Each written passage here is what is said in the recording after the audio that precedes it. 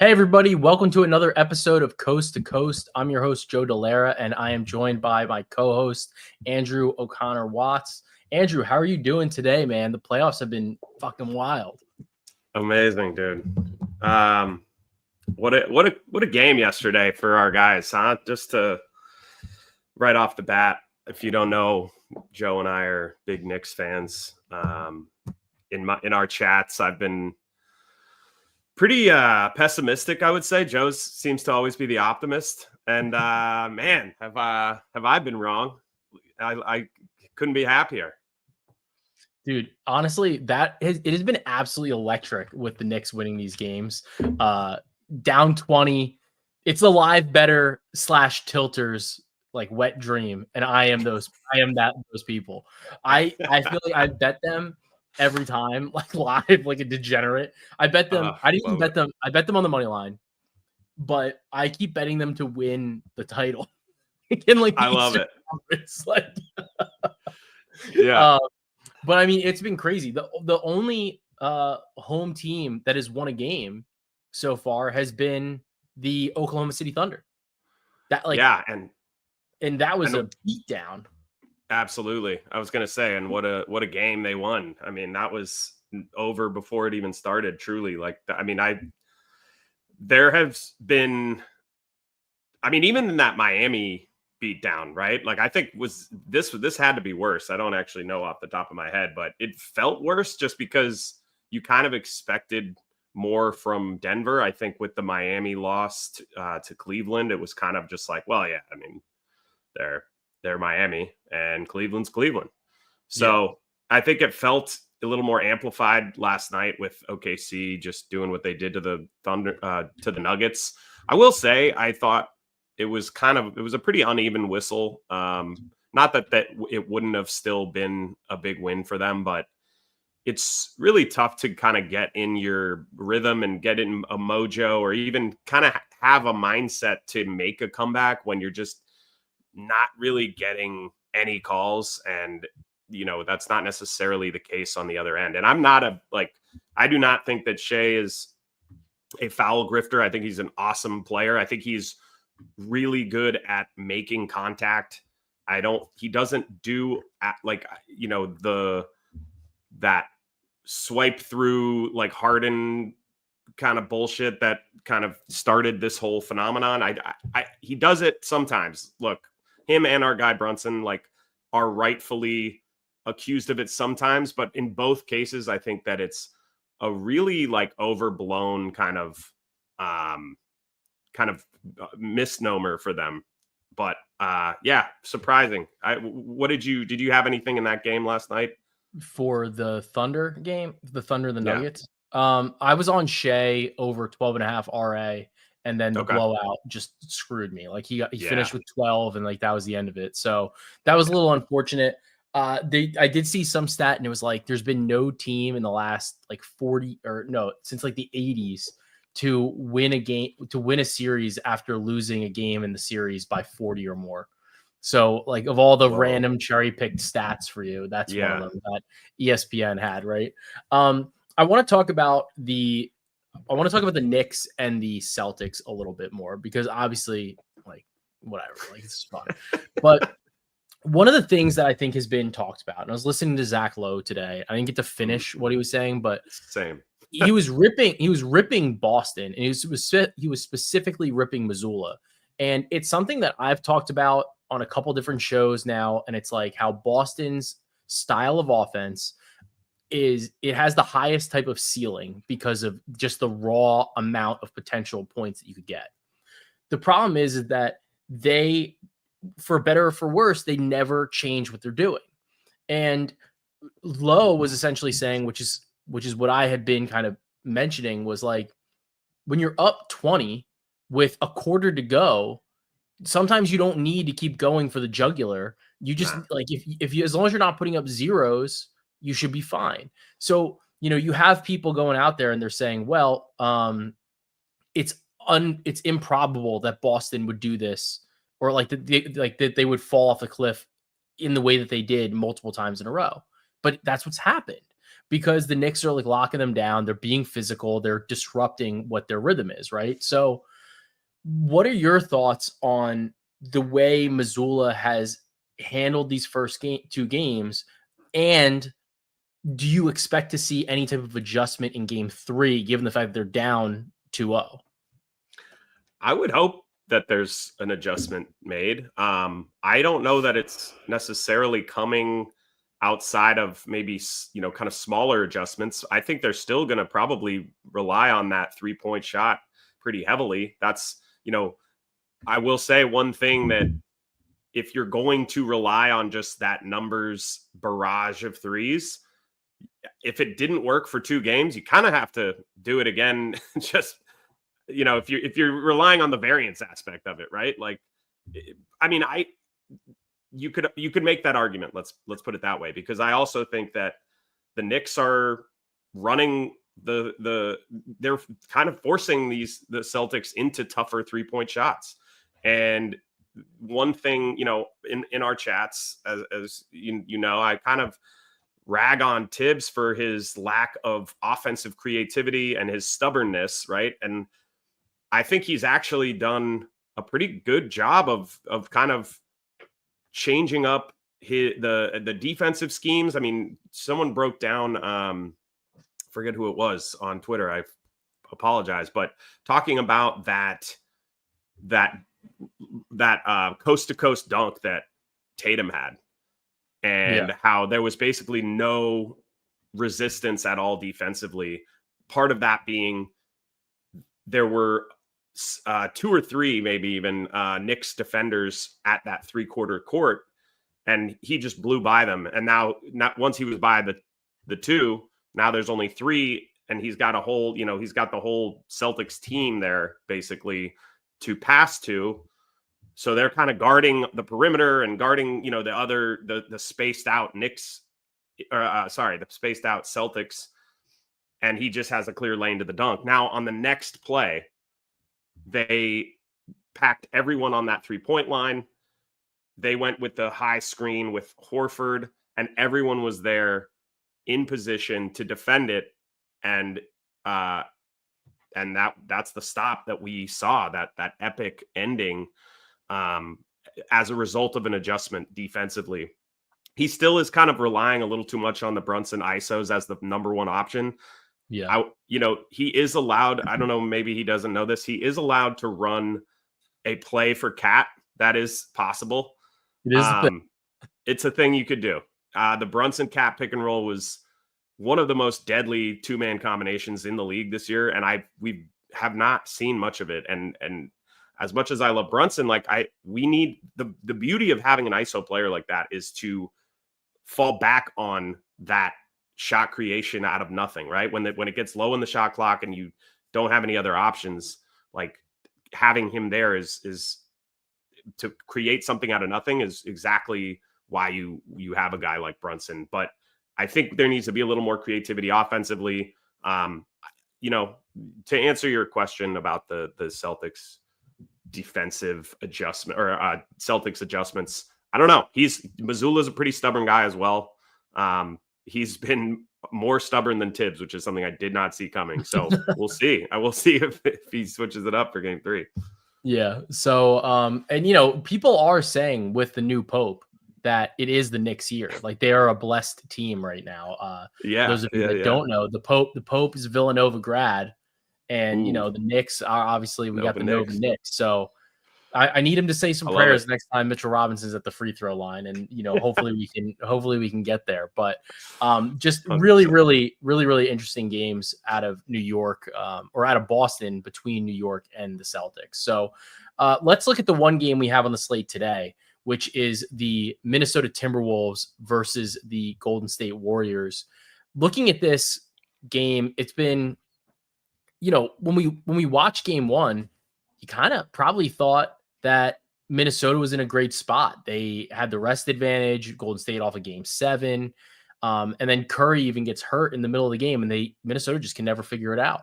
So what are your thoughts on this game 2 that in reality is kind of like a must win for the Minnesota Timberwolves? Yeah, it's really hard to go to your road court, so to speak, go down 0-2. If you, by not protecting home court at all is really tough. I don't know the numbers offhand, but it's not a great percentage of teams that win in that situation, similar to how the Celtics are right now. But yeah, I think no Curry is obviously a huge blow for the Warriors, but it didn't really affect them too much in the second half of last game. I mean, they kind of were able to keep that momentum going, kind of muck up the game. It was, we're looking at a line of a total of 201. I think, and rightfully so. I mean, Curry is a guy that is obviously an excellent elite offensive player, but not necessarily the best defensive player. He's gotten a lot better on that end in, later in his career. So props to him, but still his effect on the offense is obviously much more significant. Their offensive rating goes down drastically when he's off the court, but their defensive rating goes up pretty significantly as well. And now that Jimmy is involved, that kind of provides a little bit more offense than we've seen for most of the regular season when Curry was out. So yeah, I'm actually eyeing the points here with Golden State plus 11. I think that this is kind of an angle that if you've listened to how I kind of cap these games, a lot of times I will kind of back teams without their best player. Yeah. The first game without their best player, it can be this kind of motivational spot. Teams come out, they know that they're going to be kind of, they're going to need to bring extra effort without their guy. And I think a team with Jimmy Butler, Draymond Green at the head of that is well, poised to do something like that. I also think, like, in terms of their offensive construction, I think Minnesota 6th in 3-point attempt rate, but Golden State 9th in defensive 3-point attempt rate. So I think that's partially what we saw in game one, was them able to kind of play at Minnesota's offensive game. They were, the Dubs were able to kind of combat that defensively. So I think 11 is too many points. We're talking about almost 4 possessions. I like the points here with the Warriors. Yeah, I mean, I think it is an interesting spot where you can kind of buy a little bit low on this Golden State Warriors team, where you look at it and you go, well, why not right now, right? Like, and then you still have Jimmy Butler, and it's not like they don't have some answers. Like, I like Brandon Podziemski over 21.5 PRA. I think it's been bet up to 22.5 mostly, but there are some 21.5 still in the market. For me, he has hit this line in 80% of games this season without Steph Curry. Obviously, Jimmy Butler is there now, but even then, I just think that there's plenty more opportunity. They need offense somewhere. They need a little bit more facilitation, and they're going to need his rebounding as well. He's an excellent rebounder for the guard position. So I like Podziemski over 21.5 PRA in the spot against the Minnesota Timberwolves. And then I also like a prop on the other side, though. And I know that Golden State's defense should see a little bit of an uptick maybe without Curry. The one thing that I did notice, though, and why I want to back Anthony Edwards at 34.5 PR is in the first half, he scored 1 point. Second half, he scored 22 points, finished the game with 23. I think he realized that he could just drive on every single play, and it was just going to be difficult for the Warriors to stop him. So they're comfortable on the floor without Gobert if they need him to be off the floor. And Ant had 14 rebounds on 18 chances in game one. So I think these numbers could maybe come back a little bit in game two, at least in the rebounding department. But he literally couldn't make a shot. So in the first half, I think that we're going to see a little bit of a swing in the positive direction for him there. So I grabbed over 34.5 PR for Anthony Edwards in a game that I think Minnesota should qualify as must win, given the fact that Curry probably can't come back until game 6 at the earliest. But if you let this series get to game 6 and Curry's coming back, that is not a situation that I would want to be in for Minnesota. You got to finish the series as fast as you can, preferably for them, obviously, on a little bit of a reverse sweep right now. Yeah. Do you have anything else in this game, or do you want to look at some of the games coming forward in the weekend? Well, I want to comment. I don't have any plays per se, although I love the Pajemski look. I came on here last week and gave out Pajemski points. Did not hit, but part of the reason that I liked it was, first of all, the reason it didn't hit was Steve Kerr just decided that he didn't want to play him in the starting lineup. And so he brought him off the bench. My entire cap on the Pajemski points angle was he actually does better with Jimmy Butler in the lineup. His usage actually goes up with Jimmy Butler in kind of a reverse correlated, angle. And the fact that you mentioned those, that hit rate with Steph out, it actually makes me like the points angle even more today. Yeah. I like the RA element as well, just because he's going to be asked to do more probably on the playmaking and the, defensive effort side as well. So I think I'm going to join you on that PRA look. And then, in terms of the Ant angle that you have, in addition to all the great, analysis you gave, to dumb it down a little bit, you want to back Ant off a disappointing game, right? Especially off a loss. So I think that's another great angle. But thanks, man. Appreciate it. So let's talk about the other series that the road team has taken both games, and we're heading into a game 3. And that series is going to be the Cleveland Cavaliers against the Indiana Pacers. I think it's a little bit different. Obviously, Boston's dealing with the Porzingis, whatever is going on with him, the illness. But the Cleveland situation almost feels more dire because you don't have Evan Mobley, you don't have Darius Garland, and you don't have DeAndre Hunter. So you're in the situation where a huge chunk of their rotation is out. And then I made the joke because Kenny Atkinson was saying how the team was gassed.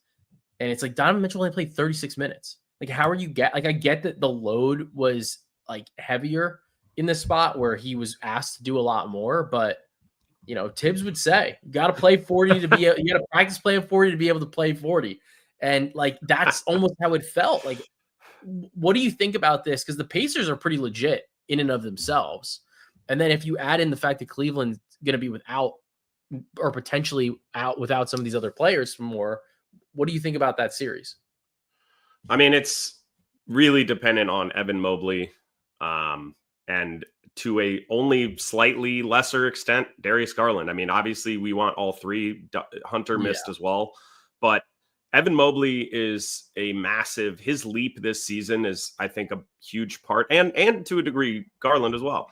Both of their leaps this season, I think, are a big reason why we saw the Cavs have such a great regular season. And I think it's unfortunate because I was actually pretty heavily on the Cavs for this series, assuming that Garland and everyone was healthy. Now, I probably shouldn't have assumed that, given the fact that he missed a couple games in Miami. I thought it was kind of like you play Miami. It was like we're going to win this regardless kind of injury. So that was, that's just sort of a misstep on my part. But I think fully healthy, I actually do think that this is a pretty heavily Cleveland series. As much as I do respect the Pacers, I just think the Cavs are that good at full strength. So it's more about, it's really hugely dependent on them. I think if we get some positive news in the Mobley Garland direction, they are very live to kind of make a comeback and at least make a series out of this, because even without them, we saw it come down to the wire and they just kind of collapsed at the end, thanks to a crazy Halliburton game winner. But yeah, so I mean, the Pacers are favored in the series. They're basically minus 200. Cleveland's about plus 160. Looking at this, like, do you feel like you have to have the news to bet into this market right now, or can you trust Cleveland at all down 0-2 on the road? Because like Indiana's had some improbable comebacks of their own here, but to me, like, I struggle to back. Like I'm struggling to like fade Cleveland because it's just like it seems very injury related that they're down in this hole.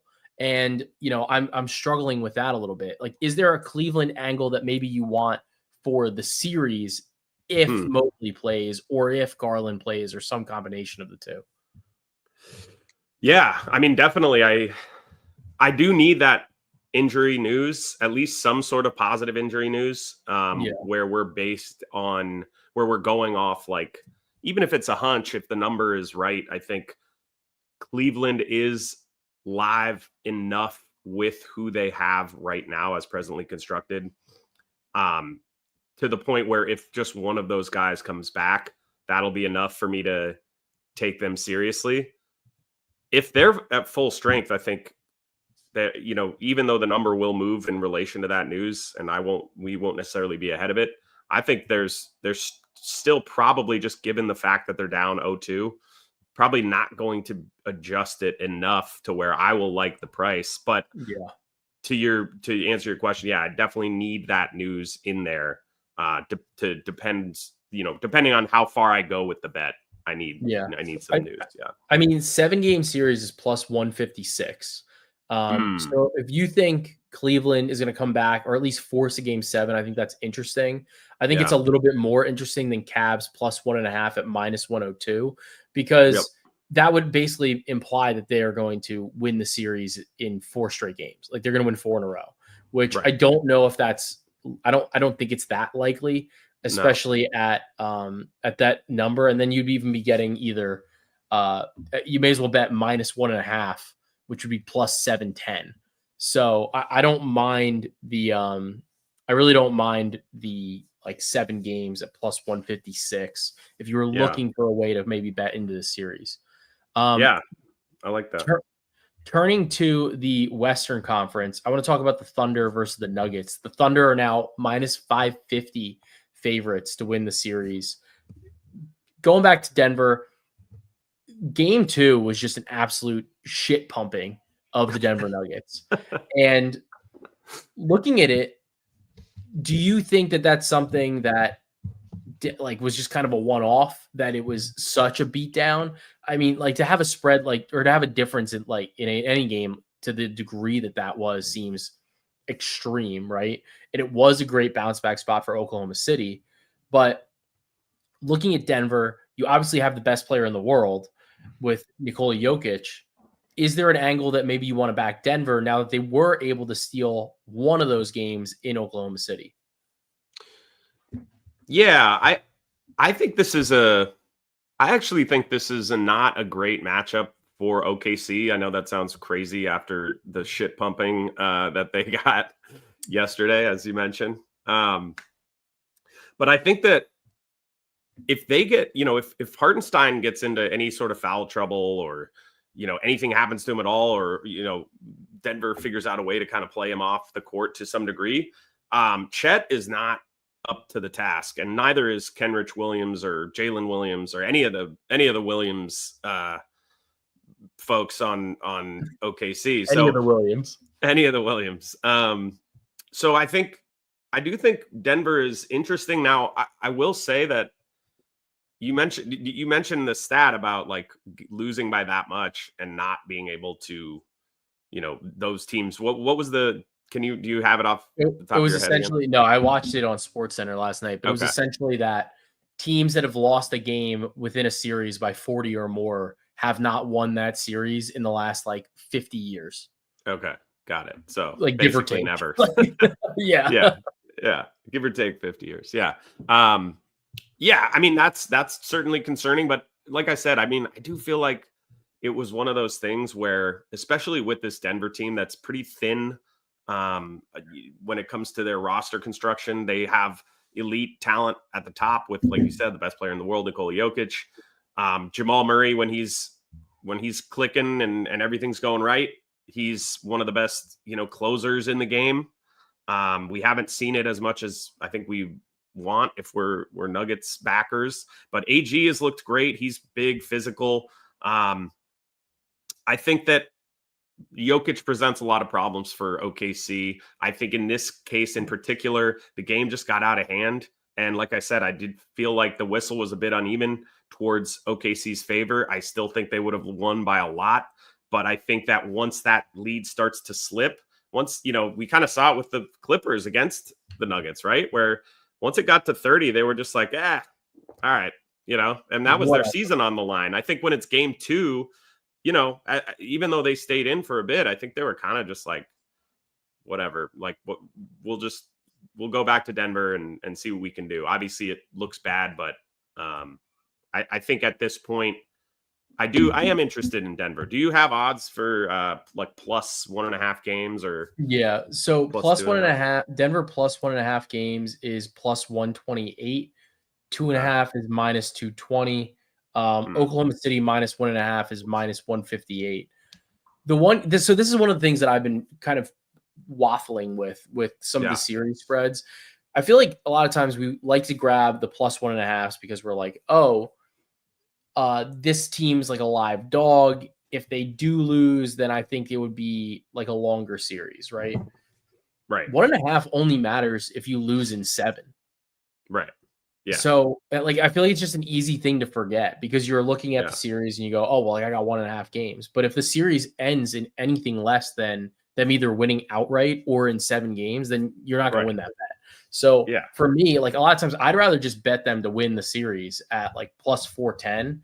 Or if you think it's going to go that long, I mean, even now over 5.5 games is minus 188.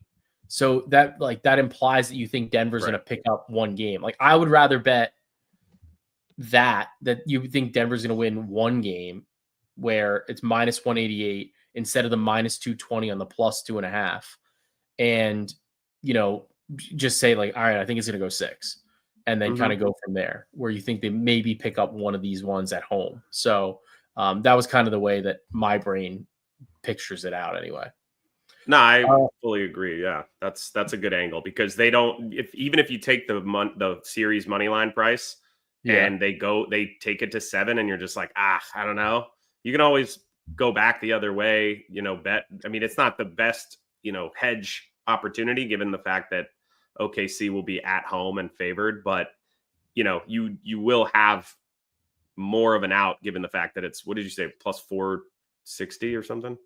Plus 410 to win the series. 410. Yeah. So I mean, you're getting 4 times your money. So So I just feel like it's a little bit better than trying to bet on the 7 games like exactly. So just kind of my thought process on it anyway. Yeah, definitely. The only other bet that I have, I'll just give it out now. It's for the Knicks and the Celtics. Is I like Derek White over. I think I got 20.5 PR. He's hit that in 4 straight games against the Knicks. Obviously, he's had 30 and 29 in the 2 games this series. The rebounds have really been crazy. I mean, he's got 11 and 9 rebounds. And this season, his last 4, 9, 8, 11, and 9 in the rebounding department against New York. So I like the angle for Derek White. I think you're getting a nice spot on the combo prop. So I'm going to grab over 20.5, 21.5 PR for Derek White. You got anything else, Andrew, or let's just do a recap of what we're on? The only other thing I was looking at is Cleveland first half tomorrow. That makes sense. Yeah, just a lot of trends that like Cleveland in the first half tomorrow. Is it tomorrow? It is tomorrow, right? Yeah, it is tomorrow. I think it's the only game on the slate tomorrow. No, I think OKC is there too. Yeah, no, OKC is playing as well. You're right. Yep. Today's the one game slate. I only know that because my friends, a lot of friends that are Nuggets fans, and us and the Knicks and the Nuggets were synced up, and we were just doing the marathon game watching. Yeah. And now it's all screwed up because the Nuggets play every other day and we get 2 days off. But there's also a couple first half trends for Denver. Fading higher seeds on the road is 129 and 100, 8% ROI. Game 3, home teams off a loss of 5 or more is 116, 73 and 7 for 17% ROI. And then home teams off a double-digit road loss is 96, 52 and 4 for 24% ROI. That's going back to 2016. So that's for the Nuggets. That all applies to the Nuggets. I probably will be on them for that game. And then Cleveland, some of those apply. First half favorites off an upset in the first half, 19% ROI. And actually just that one. But still. I think Cleveland's going to be a good look tomorrow. Denver in the bounce back. I think we can kind of overweight the zigzag theory for the full game sometimes. Yeah. Books have adjusted to it, but first half, you can still find some of those angles. Awesome. I love it. So for today, I'm on Brandon Pajemski over 21.5 PRA and Anthony Edwards over 34.5 PR. And I also like Derek White over 20.5, 21.5 PR in the next Knicks versus Celtics game. What do you like today, Andrew? Give me the Warriors. I think it's plus 10.5 now. It's still good at that number. And likely going to be on the Cavs and the Nuggets in the first half tomorrow. But you can follow in the Action Network app at NBA Watts. I log all of my picks there, as does Joe. Awesome. So guys, be sure to tune in. We've got some links here in both of our bios for free trials of Rithmm. Have everything at your fingertips for all these games, player props, etc. You got golf, you've got NBA, you got some baseball stuff. So plenty of information for you, and you can have it for a week for free with the links down here in our bios. And for Andrew O'Connor-Watts, I'm Joe Dellera, and thank you for joining Coast to Coast.